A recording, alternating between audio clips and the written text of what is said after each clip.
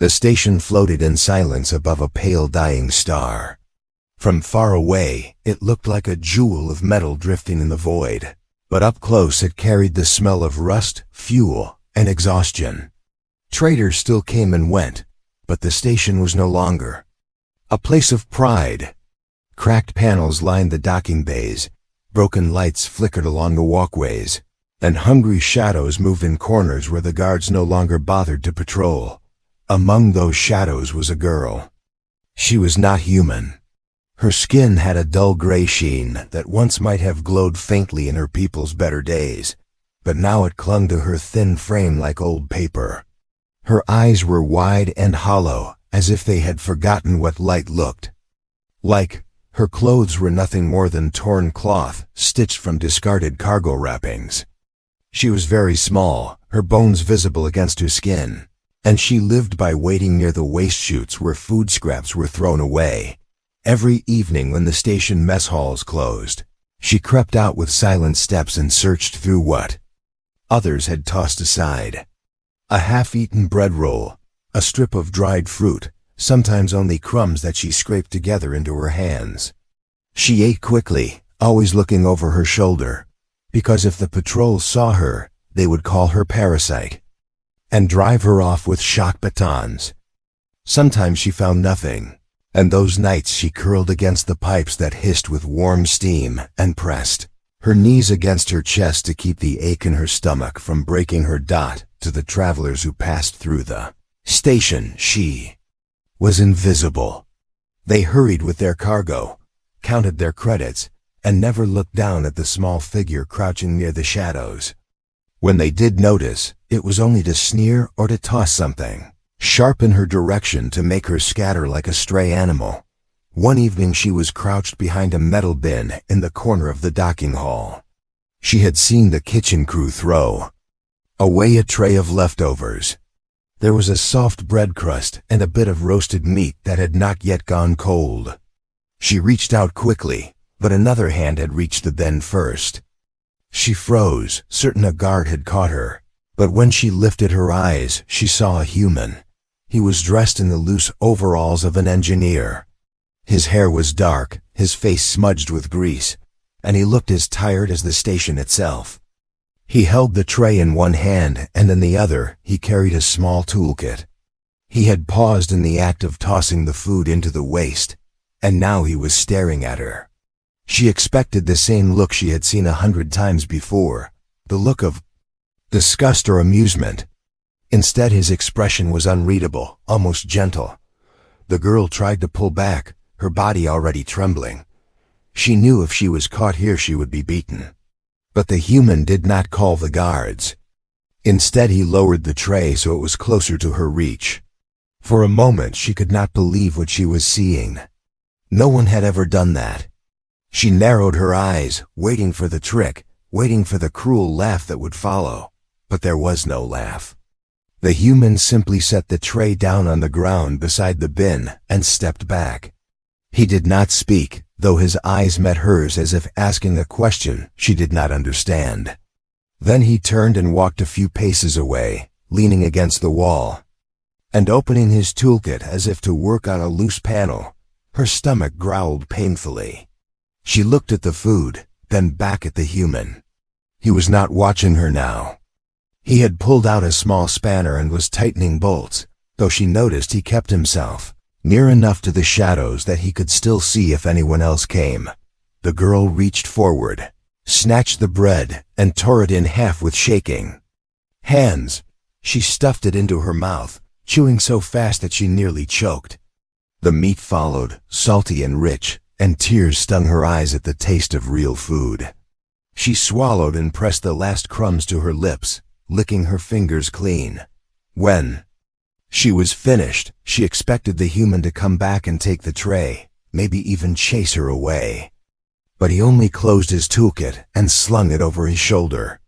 Before he left, he glanced once more at her. His gaze was not hard. It was not mocking. For the first time she saw an expression she had almost forgotten existed. It was simple kindness. She did not move until long after he was gone. Her heart still raced. her body still shaking from the shock of eating without stealing. That night she lay awake under the warm pipes, her thin hands curled against her chest. She kept remembering the way he had looked at her, as if she were not dirt or a pest, but something that mattered. The thought was strange and heavy, and it would not leave her even as she drifted into uneasy sleep. The next evening she returned to the same corner. Hunger had driven her there, but curiosity kept her waiting longer than usual. She crouched in the shadows and scanned every passerby. When the human appeared again with his toolkit slung at his side, her heart gave a jolt she did not understand. He carried a small pack this time, not a food tray. As he passed the waste chute, he stopped and placed the pack on the ground, sliding it toward her hiding place. He did not look directly at her, only fiddled with a loose cable on the wall as if he were occupied. Her thin hands reached for the pack and pulled it close. Inside she found bread wrapped in cloth, a few dried fruits, and even a sealed flask of water. She gasped softly and looked at him in wonder. He still did not meet her eyes, but she saw the corner of his mouth lift, the faintest smile. That night the alien girl ate until she was full, truly full, for the first time she could remember. As she drank the cool water, her body trembled with relief and something else she could not name. For so long she had lived in a world of scraps and cruelty, but now a single act of human kindness had cracked the shell of her despair. She did not yet know why this man helped her or what it meant, but she knew one thing with absolute certainty. Her life had shifted, even if only by a small degree, and it would never be quite the same again. The girl did not understand why the human kept returning. For many days she had known only the shadows of the station and the taste of rotting scraps. But now, each evening, there was food left quietly where she could reach it.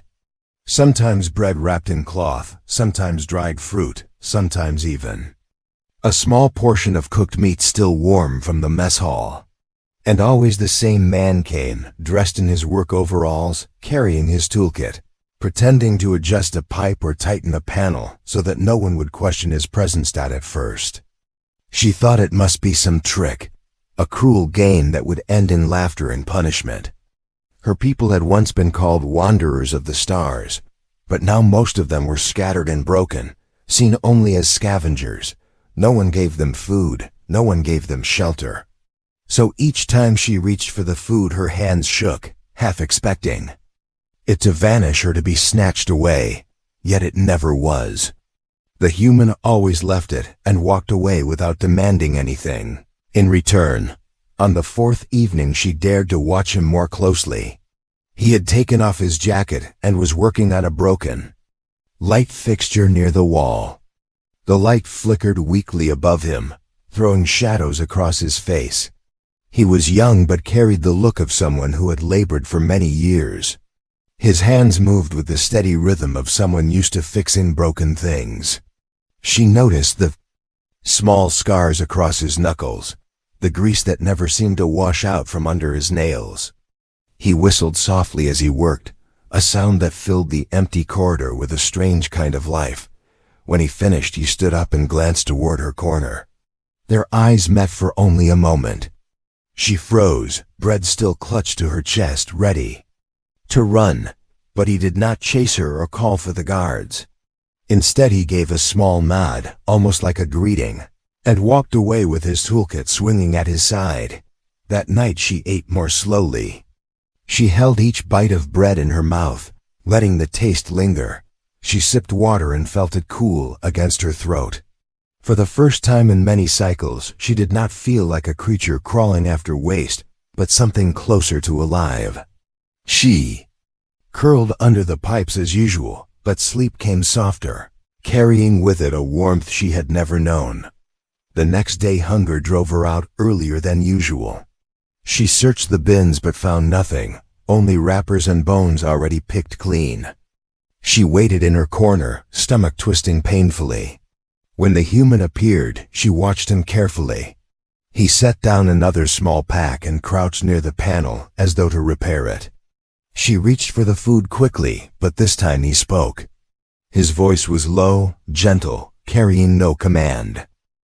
"You should eat slowly," he said without turning his head. "If you rush, it will hurt your stomach." The sound of his words made her flinch. She had almost forgotten what it felt like to be spoken to. Her own voice had grown so unused that when she tried to answer, nothing came out but a dry whisper. He looked over then, not in anger, but with patient curiosity. His eyes were not sharp like the guards. They were steady, as if he had all the time in the world to wait for her. To find her voice again. At last she managed a sound. "Why?" she asked, her throat raw. "Why give food?" He seemed surprised she spoke at all. He rested the spanner against his knee and looked at her directly. "Because you need it," he said simply. "Because no one should have to starve." His answer confused her. In her world, nothing was given without cost. Food was traded for labor or taken by force. Yet here was a human giving freely, as if the act itself required no reward. She pulled the pack closer to her chest and studied him, but his face showed no trick, only quiet certainty. In the days that followed, she began to expect him. Hunger no longer gnawed her as sharply, for she knew that when evening came there would be something waiting. She began to eat with more patience, chewing slowly, tasting each bite. Her body grew a little stronger. The hollows under her eyes softened, and the dullness of her skin seemed to fade. She even found herself humming one night, a broken tune she could barely remember from her people's old songs. But not everyone was blind to the change. Other workers passed through the corridor, and sometimes caught sight of her crouched in her corner with food. They muttered insults, calling her scavenger, gutter rat, parasite. Some laughed and tossed bits of trash in her direction. She shrank back, ready for the human to laugh with them. But he never did. If he heard them, he ignored them. If one of them drew too near, he stood between them and her, his jaw set in quiet defiance. His silence spoke more than words, and she began to believe that maybe he truly meant no harm.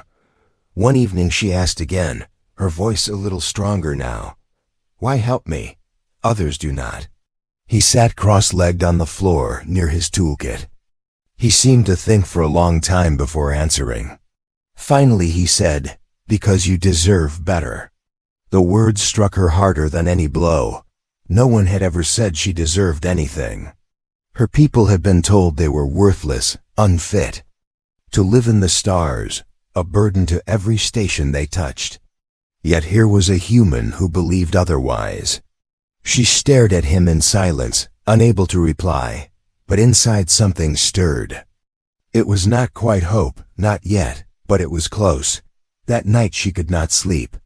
She kept hearing his words, echoing again and again. "You deserve better." She placed her hands over her chest and felt the faint beat of her heart, steady and strong. For the first time in years she began to wonder if perhaps she was more than what the galaxy had told her. Perhaps she could be something else. And though fear still clung to her, though suspicion still whispered that it could all vanish in an instant, she knew that each day she would wait for him. Each day she would watch for the sound of his footsteps, the swing of his toolkit, the quiet smile that told her she was not invisible. She did not yet understand what it meant, but she felt the world shifting around her, as if a single act of kindness had tilted the stars themselves. Days turned into weeks, and the girl no longer looked like the pale shadow that had once crept through the corridors for scraps. Her steps were still cautious, her body still thin, but there was strength in her now. She could carry herself without swaying from hunger, and her eyes no longer seemed like empty wells. The human had not missed a single evening, and each time he brought something new, sometimes food, sometimes a piece of fabric torn from old uniforms, sometimes a small tool that she could use to patch her ragged clothes. With each gift he gave her not only survival, but also a piece of dignity that she had almost forgotten existed. She had begun to sit closer to him, not in the open, but not as hidden as before.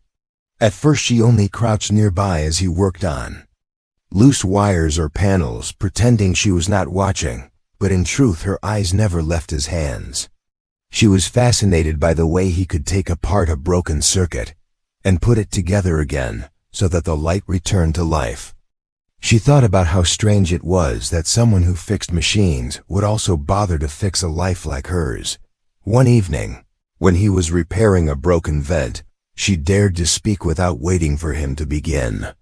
Her voice was still rough, but stronger than before. She asked him his name. He looked surprised for a moment, then told her, and hearing it spoken aloud gave her a strange comfort. She repeated it quietly to herself as if the sound might keep her safe. Then he asked her name.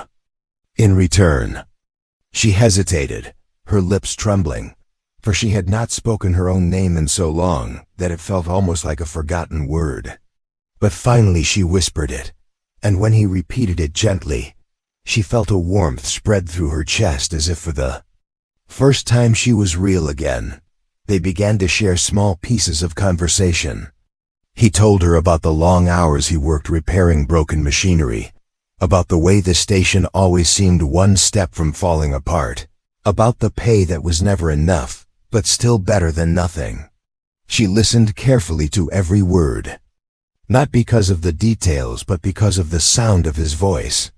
She told him little about herself, only fragments of her people's songs, and how once they had lived under open skies.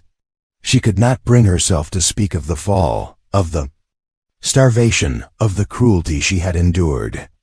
But he never pushed her, never demanded more than she could give. The corridor where they met became a secret place, a world apart from the rest of the station.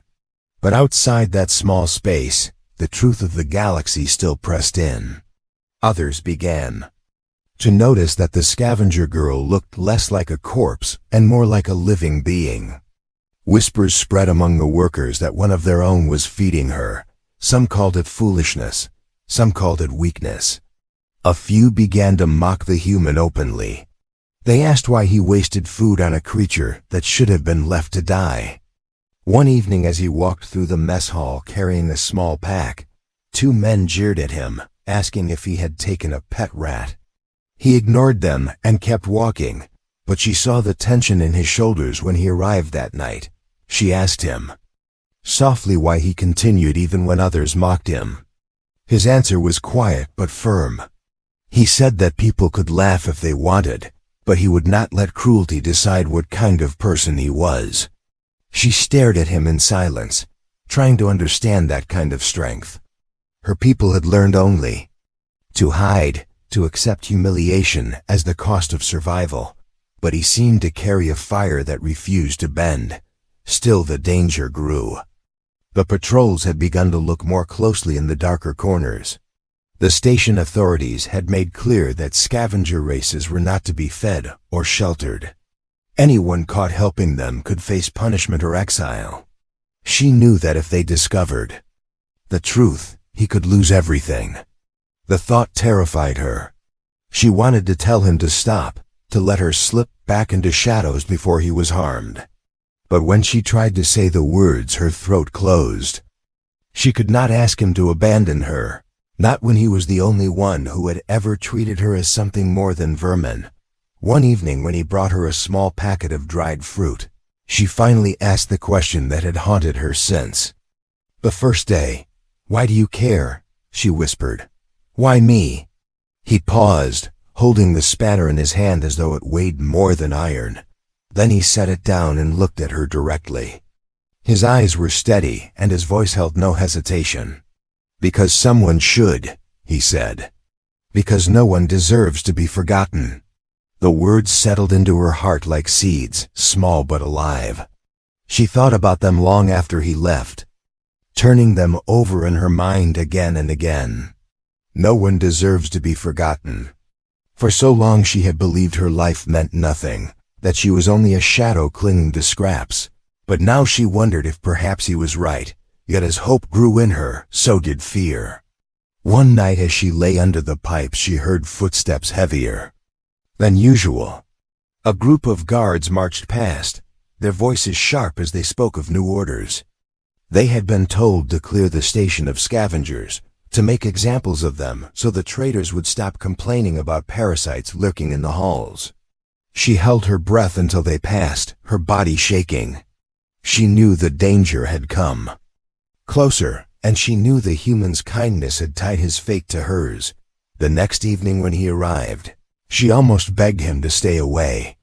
But when she saw him set down the small pack of food and give her that quiet smile, the words died in her throat. Instead, she moved closer than she ever had before, sitting only a few feet from him as he worked. She listened to the sound of his tools and felt the strange comfort of his presence. And though fear still gnawed at the edges of her mind, she also felt something stronger rising within her, something she had never dared to hope for. It was the beginning of trust, and it bound her to him more tightly than hunger or survival ever could. The station had always been unfriendly to the weak, but now it began to turn hostile. Orders spread from the upper decks that all scavengers must be cleared from the corridors. Traders had complained of thefts, guards had grumbled about vermin, and the commanders decided it was easier to punish the powerless than to fix the station's deeper problems. Patrols became harsher, their boots echoing through the halls with new authority. The girl noticed how people looked at her now, not just with disgust but with intent, as if they were already measuring where to throw her body when the airlock opened. The human noticed it too. He arrived one evening with his usual pack of food, but his eyes were tense, scanning the corridor before he crouched near her. He whispered that patrols were asking questions, that they had begun searching storage rooms for strays. He told her she must be careful, more careful than ever, and his voice carried a sharp edge she had not heard before. She nodded, though fear was already making her stomach twist. For a few days she stayed hidden, venturing out only when the corridor was silent. But hunger always drove her to their meeting place. Each time she feared it would be the last yet. Each time he was there, waiting with quiet determination. She began to understand that he was risking not just food but his very place on the station. If the guards discovered him, he could lose his work, his quarters, everything that kept him alive. The thought weighed on her heavily, but she could not bring herself to let go of the only kindness she had ever known. One evening, as she ate from the pack he had brought, a sharp voice rang out from the far end of the corridor. A patrol of 3 guards stepped into view, their eyes narrowing when they saw the thin figure crouched near the pipes. The human moved instantly, placing himself between her and them. He spoke calmly, trying to distract them, claiming he was just repairing the vent. But the guards had already noticed the food in her hands. They sneered, calling her parasite, and one stepped forward with a baton sparking blue at its tip. Girl froze in terror. She had seen before what happened when guards caught one of her kind. Some were beaten until they could no longer move. Others were dragged to the docks and thrown into the emptiness of space, their cries lost in the hiss of the airlock. She thought it was the end, that all his kindness had only delayed the inevitable, but the human did not move aside. He stood firm, his shoulders squared, and told the guards they had no authority here. They laughed at him, mocking him for protecting a scavenger, but he did not back down. When the guard with the baton raised it, the human caught his wrist and shoved him back against the wall. For a moment, the corridor rang with the sound of metal and flesh colliding. The other guard stepped forward, anger flashing in their eyes. "Run!" he hissed to her without turning his head. She hesitated, but then her legs carried her into the maintenance shafts, her heart pounding like a drum. She crawled through narrow passages filled with dust and wires, her body trembling with fear and guilt. Every sound of boots behind her made her flinch. She wanted to keep running, to vanish into the endless maze, but her mind burned with the image of the human standing against 3 armed men. She could not leave him. She circled back through the shafts, until she reached a grate that looked down into another part of the corridor. There she saw him fighting, not with rage but with desperate strength. He moved with the precision of someone who had spent his life climbing and repairing machines, using leverage and momentum instead of brute force. Still, he was outnumbered. One guard swung his baton, catching him across the shoulder. He staggered but did not fall. He struck back with his spanner, knocking the weapon from the man's hand. The girl pressed her hand over her mouth to keep from crying out. Every strike, every shout echoed through her bones. She wanted to leap down and help, but she was too small, too weak, and she knew she would only slow him. At last, when the fight reached its peak, he shoved one guard hard enough to send him crashing into a panel. Sparks burst out, filling the corridor with smoke. In that chaos, he slipped into a side passage, disappearing from sight before the guards could recover. She crawled through the shafts until she found him again, crouched in a narrow alcove, his breathing heavy and his arm bleeding where the baton had cut him. He looked up when she appeared, his face pale but steady. She wanted to cry, to beg him to stop risking himself, but he only smiled faintly and said, "We have to move. They will keep hunting." From that moment, their secret world in the corridor was gone. The patrols had marked her, and now they would search every corner until they found her. The human knew it too, and his expression grew darker with thought.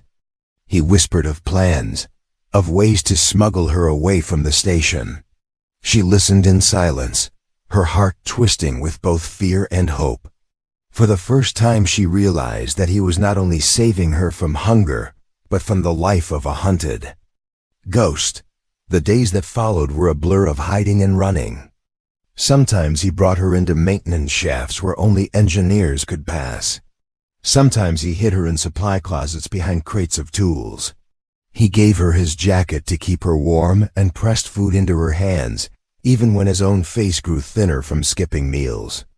Each time the guards came close, she held her breath, and each time he guided her away with calm determination. Through the fear, she began to see the truth of his heart. He did not see her as a burden. He did not see her as an animal. He saw her as someone worth saving, even at the cost of his own safety. That knowledge filled her with both gratitude and terror, for she could not imagine how she would live if he were lost.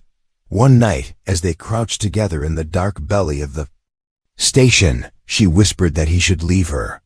She told him that if he abandoned her, the guards would stop hunting him, and he could return to his life. His answer was immediate, his voice fierce though soft. "I will not abandon you. Not now, not ever." Tears stung her eyes, and she turned her face away so he would not see. She knew the risk was growing, that the galaxy was not kind to those who defied its cruel order. But she also knew that his words bound them together, and she could not let go of that bond. The human had given her life when she had nothing, and now he was fighting to give her freedom. The girl no longer felt only fear.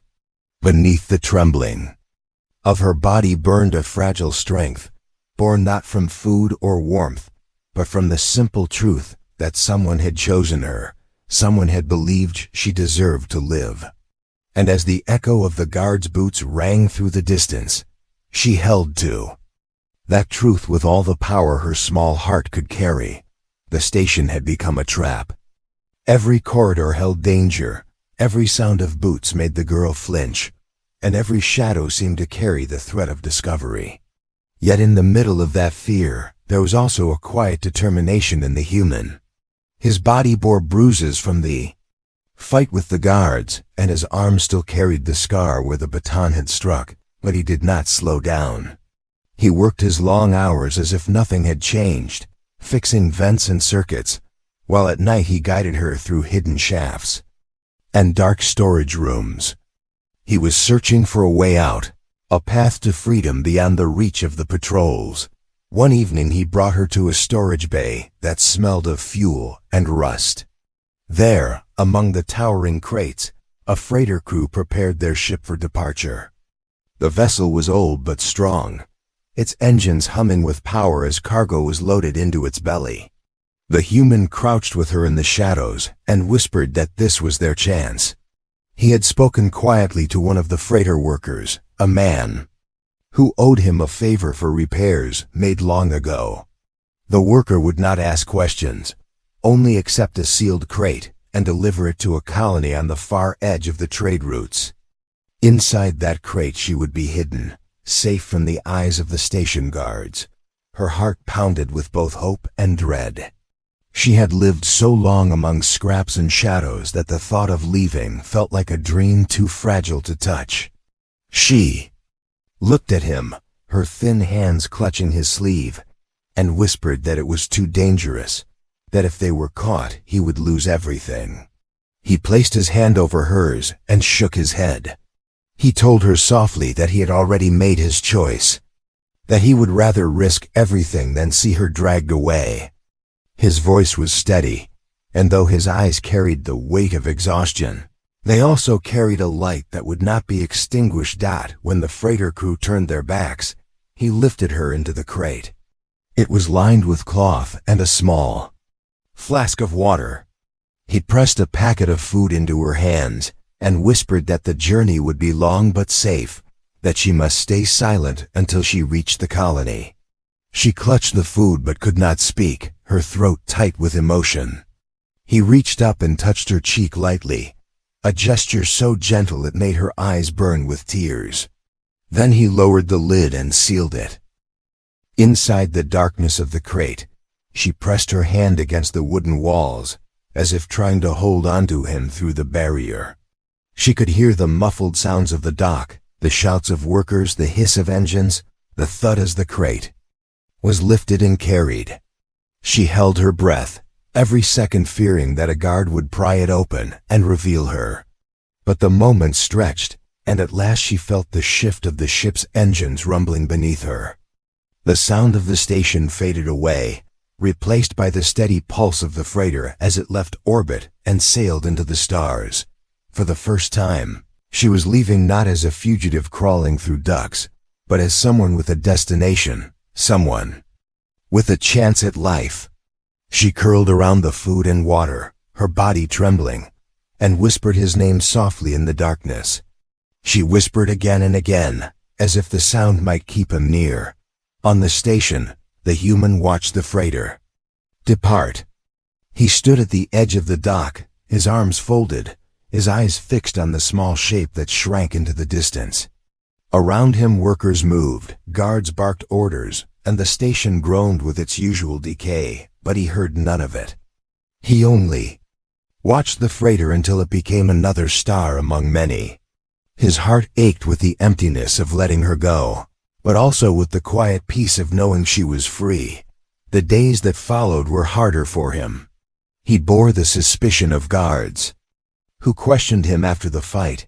He endured the sneers of those who mocked him, but he carried himself with the same quiet strength as always.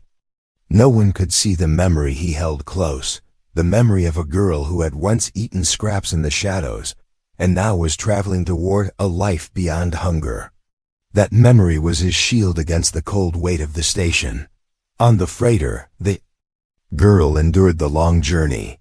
The darkness of the crate became her world, but each time despair crept in she remembered his words. No one deserves to be forgotten. She repeated them like a song, and they filled her with warmth. At last the day came when the crate was opened, and light poured in so bright it made her shield her eyes. A worker helped her out, confused but not unkind, and led her onto the colony soil. She stepped onto ground that was not cracked metal, but earth, real and solid beneath her feet. She looked up and saw a sky not blocked by walls, a sky filled with stars.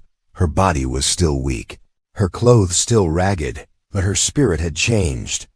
She was no longer only a scavenger girl hiding in corners.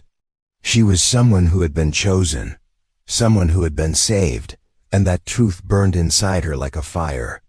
She held the memory of his eyes, the sound of his voice, the simple certainty of his kindness. She whispered to herself that she would live, truly live, Because of him, that night she lay under an open sky, watching the stars. She thought of the freighter carrying her across the void, of the station shrinking behind her, and of the man who had stood against guards to protect her. She thought of the food he had given, the tools, the jacket, but most of all she thought of the words he had spoken when she had asked why. Because no one deserves to be forgotten. She pressed her hands together and whispered a vow to herself. She would carry his kindness forward. She would survive, she would rebuild, and one day she would offer to someone else the same gift he had given her. Not scraps, not pity, but true recognition, the kind that tells a soul it matters. Her eyes, once hollow and starving, now shone with a light that belonged to her alone. And as she gazed at the endless stars, she whispered softly into the night, not all stars burn cold. Some shine warm, the end.